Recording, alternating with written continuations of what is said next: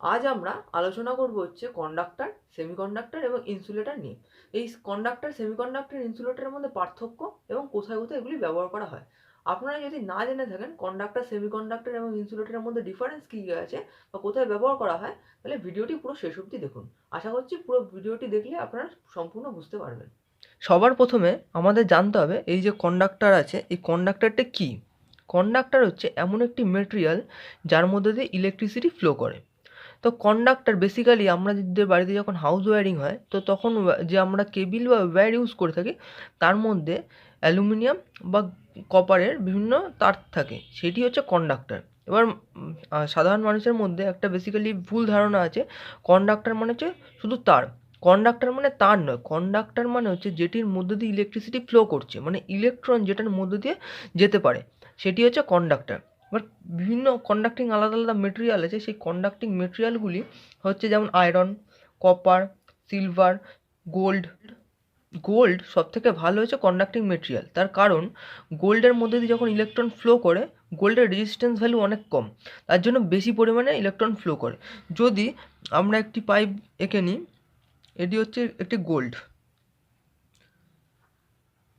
এটি যদি একটি গোল্ডের আমরা ওয়্যার ধরি, এটার মধ্যে দিয়ে যে পরিমাণ ইলেকট্রন ফ্লো করবে সেই তুলনায় কিন্তু কপার বা অ্যালুমিনিয়ামের ক্ষেত্রে সেই তুলনায় কম ইলেকট্রন ফ্লো করবে। এর জন্য গোল্ডের রেজিস্ট্যান্স ভ্যালু কম হওয়ার জন্য বেশি পরিমাণে ইলেকট্রন ফ্লো করে।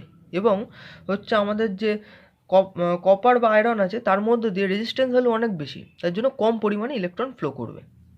এতক্ষণ তো আমরা দেখলাম হচ্ছে কন্ডাক্টর কী বা কন্ডাক্টিং মেটেরিয়াল কোনগুলি। এইবার আমরা জানবো ইনসুলেটর। তো ইনসুলেটরের ক্ষেত্রেও সেম। ইনসুলেটর কী? ইনসুলেটর হচ্ছে এমন একটি মেটেরিয়াল যেটি ইলেকট্রন ফ্লোতে বাধা দেয়, মানে একদম কন্ডাক্টরের উল্টো ইনসুলেটর। কন্ডাক্টর যেমন ইলেকট্রন ফ্লো করাতে পারে, ইনসুলেটর কিন্তু ইলেকট্রনের ফ্লোতে বাধা দেয়। আমাদের বাড়িতে যে কেবিল ইউজ করা হয় সেই কেবিলের উপর একটি কোটিং দেওয়া থাকে, রাবারের কোটিং দেওয়া থাকে বেসিক্যালি। তো সেই যে কোটিংটি সেটি হচ্ছে ইনসুলেটরের মতো কাজ করে, মানে ইলেকট্রন ফ্লো হতে দেয় না। যদি ওর মধ্যে দিয়ে ইলেকট্রন ফ্লো করতো তাহলে আমরা শক খেতে পারতাম। মানে অ্যাকচুয়ালি ইনসুলেটর আমাদের বিভিন্ন সেফটি পারপাসে ব্যবহার করা হয়। যেমন আমরা অনেক সময় যদি ইলেকট্রিকের কাজ করতে যাই আমরা রাবারের জুতো পরে যাই। জুতো পরে যাওয়ার একটাই কারণ, যাতে আমাদের মধ্যে দিয়ে ইলেকট্রন ফ্লো না হয়। ইলেকট্রন ফ্লো যদি না হয় তাহলে আমরা শকও খাবো না। এই কারণে আমরা বেসিক্যালি রাবারের জুতো প্রেফার করা হয় বেশিরভাগ ক্ষেত্রে। এবার আমরা জেনে নিই বিভিন্ন ইনসুলেটিং মেটেরিয়াল। যেমন আমাদের উড হলো হচ্ছে ইনসুলেটিং মেটেরিয়াল। রাবার,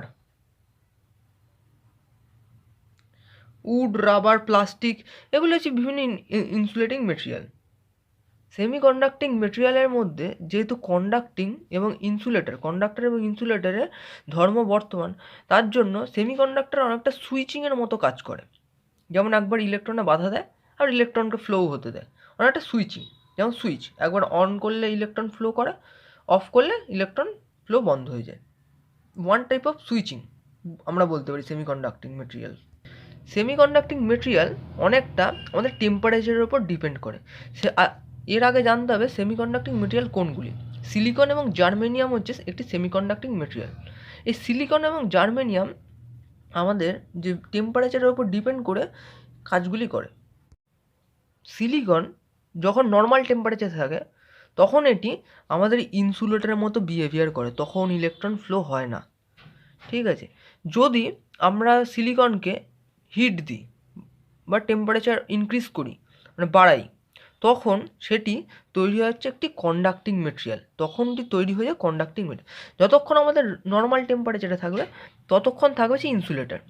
যখন আমরা এটিকে হিট দেবো, মানে সিলিকনকে বা জার্মেনিয়ামকে যখন আমরা হিট দেবো, তখন সেটি তৈরি হয়ে যাবে একটি কন্ডাক্টিং মেটেরিয়াল, মানে তার মধ্যে ইলেকট্রন ফ্লো হবে। অনেকটা এইরকম, যদি আমরা একটি সুইচ সার্কিট যদি ধরি, এটি একটি ওপেন সার্কিট, এর মধ্যে দিয়ে ইলেকট্রন ফ্লো হচ্ছে না। এখান থেকে ইলেকট্রন ফ্লো হয়ে এইখানে কাট আউট হয়ে যাচ্ছে, এর পাশে ইলেকট্রন ফ্লো হচ্ছে না। কিন্তু এটি হচ্ছে নর্মাল ক্ষেত্রে। সিলিকন যখন আমাদের নর্মাল টেম্পারেচারে তখন একটি সুইচিংয়ের মতো কাজ করছে। এইবার এইখানে যখন আমরা এটাকে হিট দিচ্ছি তখন এই যে ইয়েটা রয়েছে এইটা তখন ব্লক হয়ে যাচ্ছে, এই যে গ্যাপটা আছে গ্যাপটা বন্ধ হয়ে গিয়ে তখন ইলেকট্রন কিন্তু এখান দিয়ে আবার ফ্লো করছে।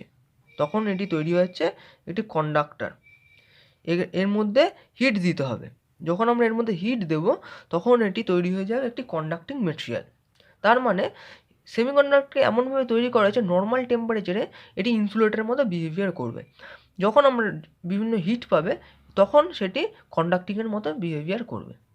কন্ডাক্টিং মেটেরিয়াল ইউজ করা হয় বেসিক্যালি বিভিন্ন ইলেকট্রনিক সার্কিটে, যেমন চিপ। বিভিন্ন চিপের ক্ষেত্রে সেমিকন্ডাক্টিং মেটেরিয়াল সবথেকে বেশি ব্যবহার করা হয়। আমাদের যে ডায়োড আছে সেই ডায়োডের মধ্যে আমাদের সেমিকন্ডাক্টিং মেটেরিয়াল রয়েছে। এই বিভিন্ন স্পেশাল পারপাসে আমাদের এই সেমিকন্ডাক্টিং মেটেরিয়াল ব্যবহার করা হয়। এছাড়া বিভিন্ন ডিসি পাওয়ার সাপ্লাই, রেকটিফায়ার ইত্যাদির মধ্যে আমাদের এই সেমিকন্ডাক্টিং মেটেরিয়াল দেখতে পাওয়া যায়। ভিডিওটি ভালো লাগলে লাইক করুন এবং চ্যানেলটি সাবস্ক্রাইব করে রাখুন এরকম আরও অনেক ইন্টারেস্টিং ভিডিও পাওয়ার জন্য।